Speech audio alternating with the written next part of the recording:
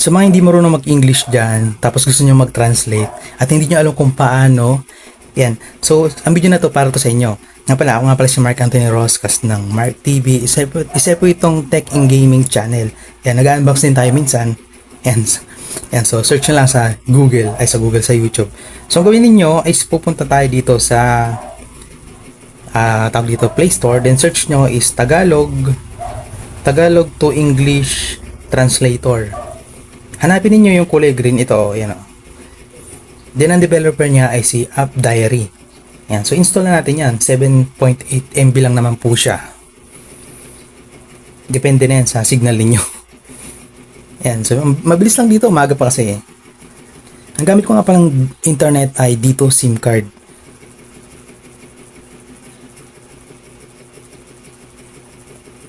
Yan, na-install na natin siya. So ang gawin natin, open na natin. Yan, so paano ba yan? Paano ba gamitin to? Ganito lang yun. Once na magbukas siya, maglagay kayo dito ng text na Tagalog. Ano bang Tagalog sa ano? More content, more kita, more life. Yan, so yun na lang ilalagay ko. More content, more kita, more life. Yan, so ganito. Lagyan ko ng kama, syempre. Kama. Okay. So, paano siya gamitin? So, click mo lang itong parang arrow, yan o. Kusa na siya magta-translate. So, antayin nyo lang. Ayan, translator. Ayan, nakalagay no. Ay, nga pala.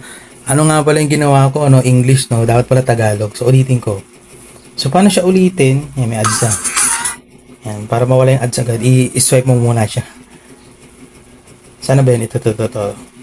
Kailangan Tagalog. Ito. Pasko, Tagig, Pag-ibig. Yun ilagay ko.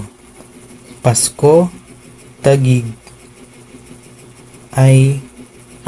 mali. May ang pa pala yun. Ang Pasko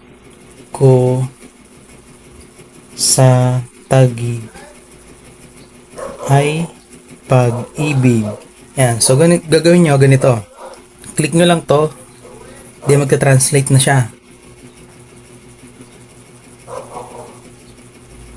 Yan, nag-translate na. Christmas in Taguig is love. So, paano siya i-copy? Click mo lang to. Copy. Then, i-paste mo na. Kung gusto mong i-paste. Paste mo na sa Messenger or sa Facebook. Yan, ganoon lang. Happy natuto sa ating video ngayon. So, this Mark. See you on my next video. Peace out. Happy New Year.